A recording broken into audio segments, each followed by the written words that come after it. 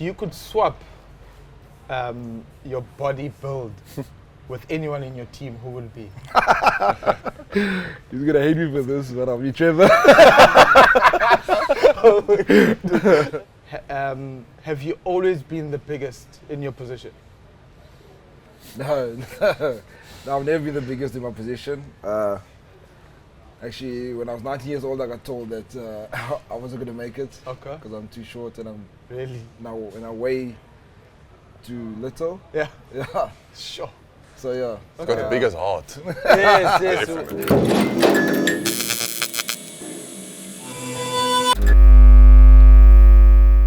Hello everyone, welcome to SuperSport Unplugged. We're in Durban at Jonsson's Workwear, and joining me today are the Jonsson Workwear ambassadors, Eben Etzebeth and Bongi Mbonambi. They need no introduction. Guys, thank you so much for joining us. Let's roll back the years, and I'll start with you, Bongi. Have you always been the biggest in your position? No, I've never been the biggest in my position. Actually, when I was 19 years old, I got told that I wasn't going to make it. Okay. Because I'm too short and I'm Really? and I weigh too little. Yeah. Yeah. Sure. So yeah. He's got the biggest heart. Yes. We'll get to that. And for yourself, Eben? Yeah, I've always been. So actually, when I was still my start of high school, I was one of the smaller kids, and then my grade 10 year, I had a massive growth spurt. Yeah. And ever since then, I was normally the biggest. But then when you play with guys like Luat and Argia, then you're not that big anymore. Yes. Is it true that you played on the wing? Yeah, still under 16. Yeah. I was a mixture between wing, centre, and fullback. Yeah. Yes, sir. And what any other positions you played, Bongi? No, not really. You know, hooker since. Yeah. And then when did rugby become? When did you realize that rugby is for me? I realized at the age of 16 after playing Grand Como. We actually Yeah. had a Grand Como in Kearsley College that year when I was 16 years old, Yeah. and then I got given an opportunity to go with the Blue Blue scholarship to St. Albans College. And yeah, that's when I realized that I could actually make this become a reality and a dream for myself. Yeah. Yeah. And yourself?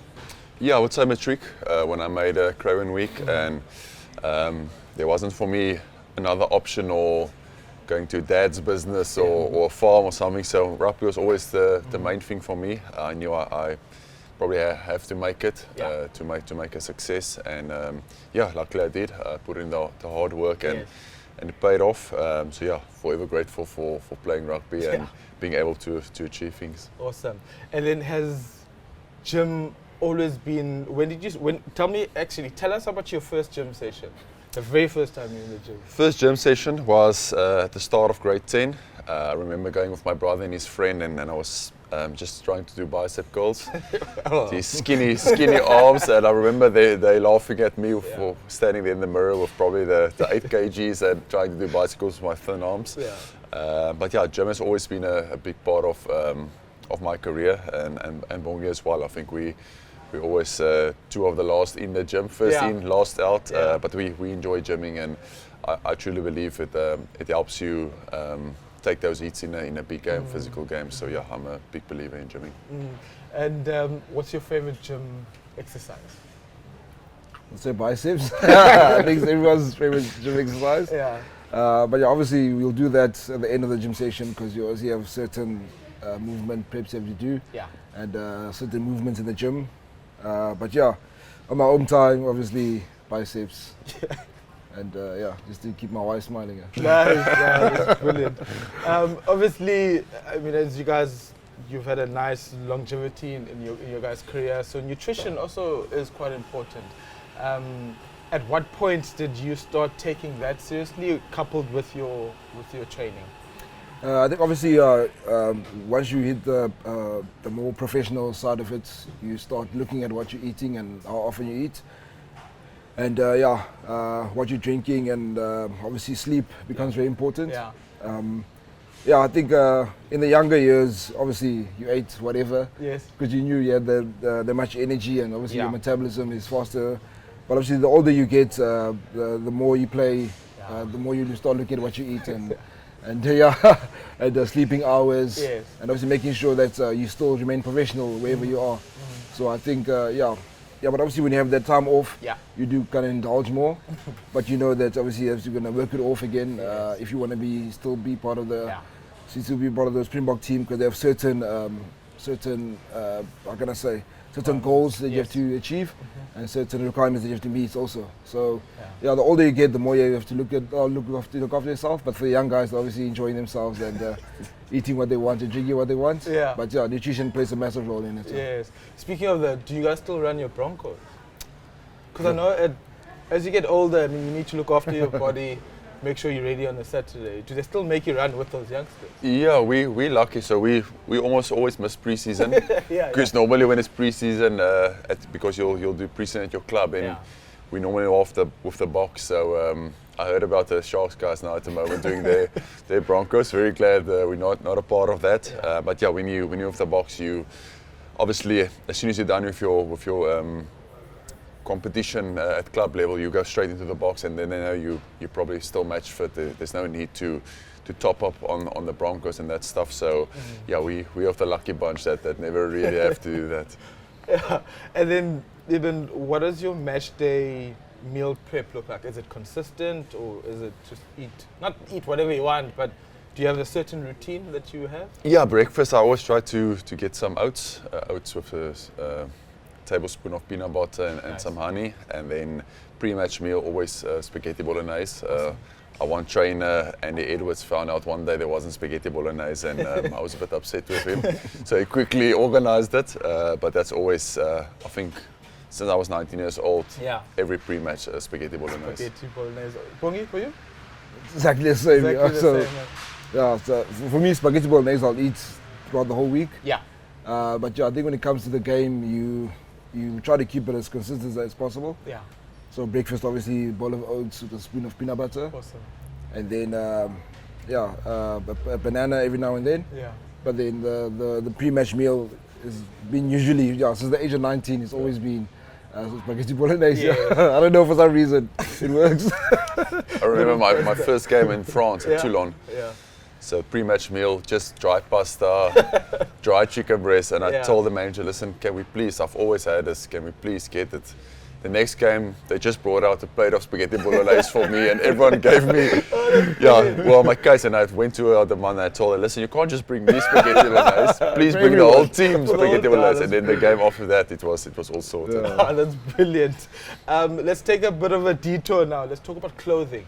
As we know, Jonsson Workwear, I mean, you go from small to a 5XL, so it's accessible to anyone. But again, let's go back to your rugby side. Do you remember the first rugby jersey you wore? Like at school or professional? Yeah, first rugby jersey.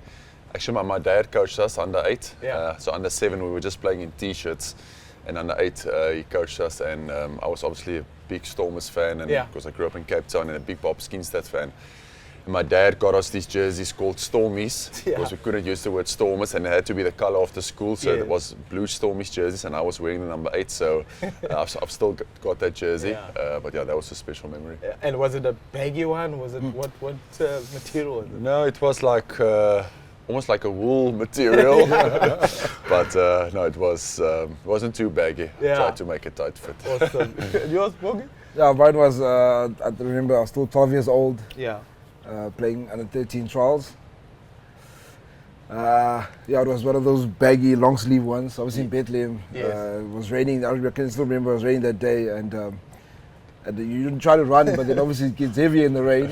So I tied mine at the back. Yes. Then obviously everyone was making fun of it. But when I looked back, everyone else tied theirs at the back just to make it more lighter and a bit tight fitter. So that was my first jersey. Yeah. So obviously, guys, given your size, whenever you go and buy clothes, do you ever have to have them custom made?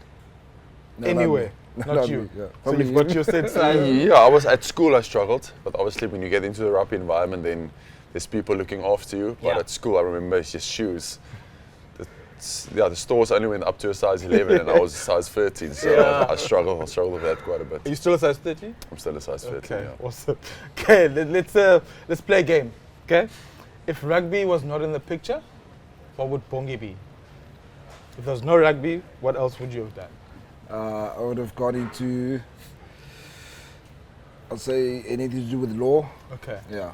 Okay. Eben? Always loved animals, so probably be a vet. Vet. Nice.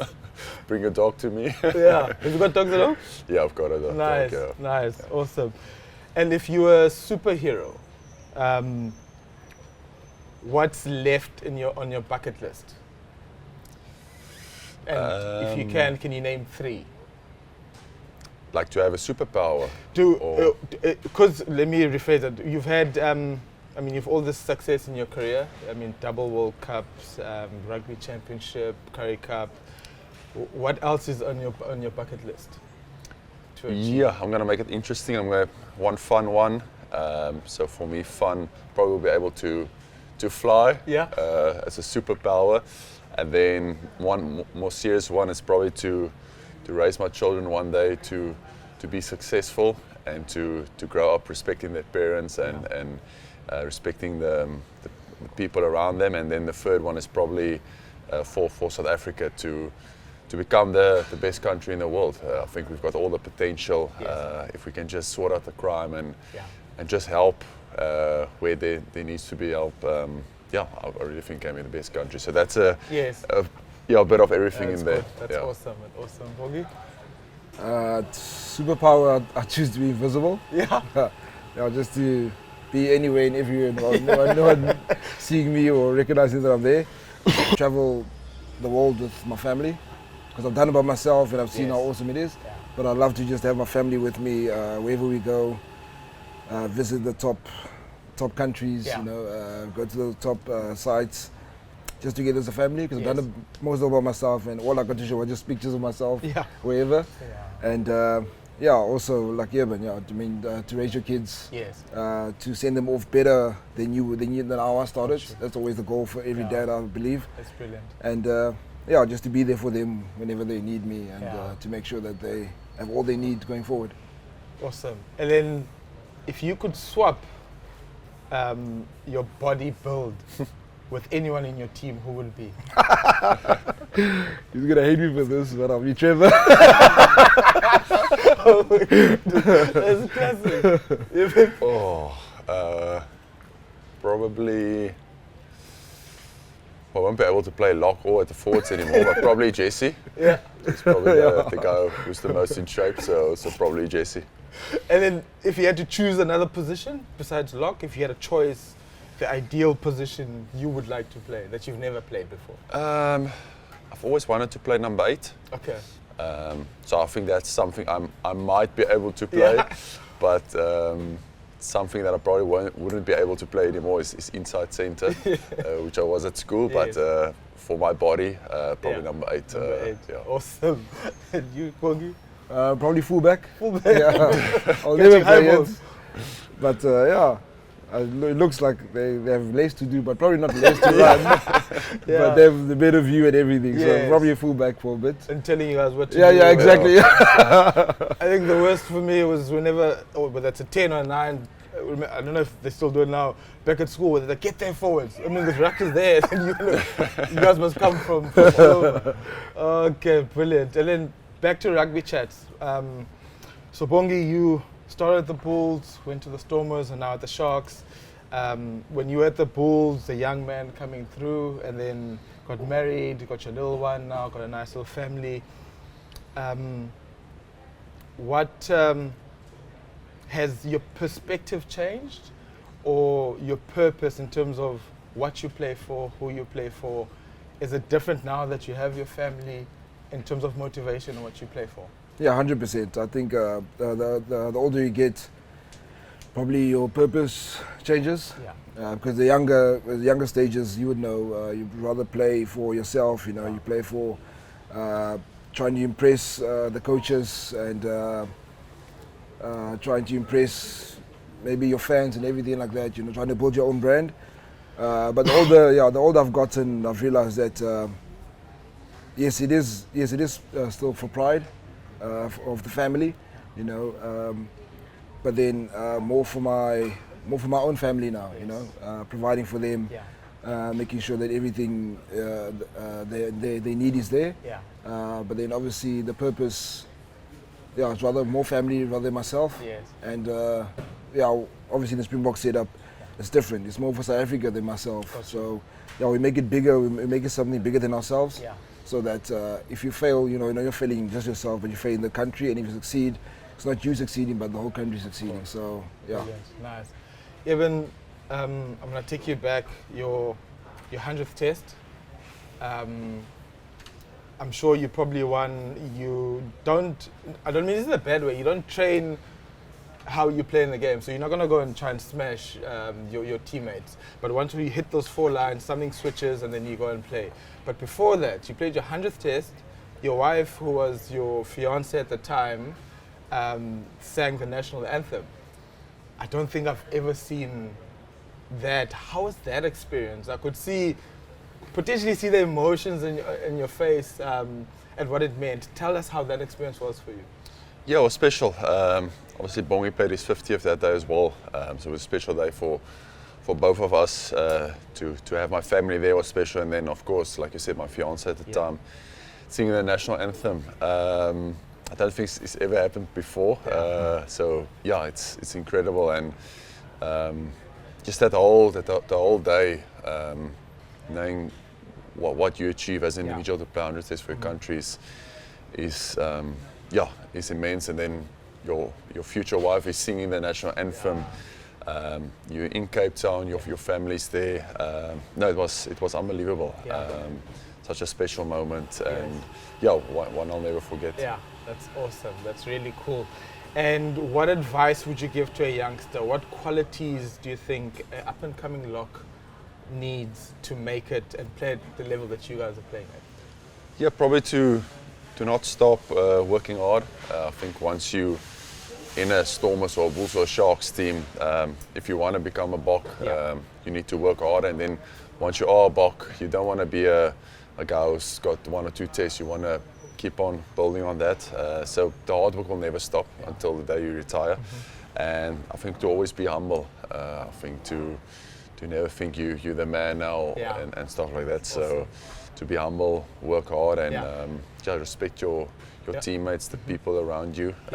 Obviously, respect goes both ways. So if people don't respect you, don't have to respect them, but try to respect everyone around you. Yeah. Brilliant.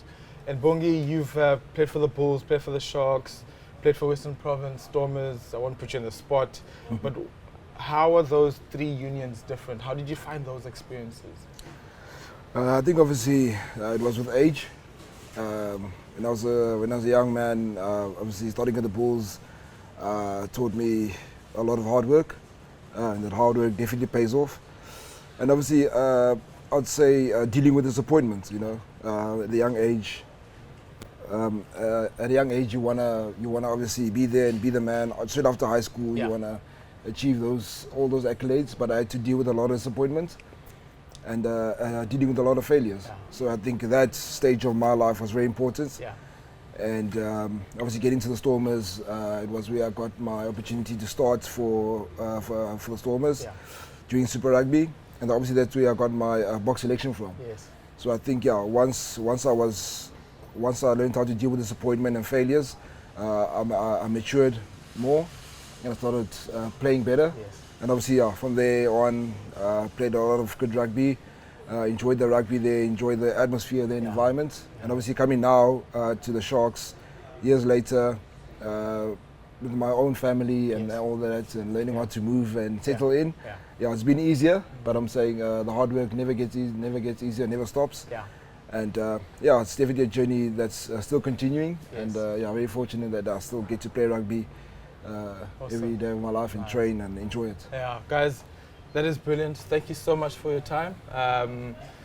We all started together in the same year, and you guys are still playing at the highest level. I'm sure it'll probably kick in once you guys are finished. What you guys have achieved is amazing. Keep going. It's really inspirational what you do for the country. You guys always speak about playing for South Africa, and maybe you don't hear it enough, but we as your supporters and South Africans really appreciate it. Good luck for the championship, good luck going forward, and thank you so much for your time.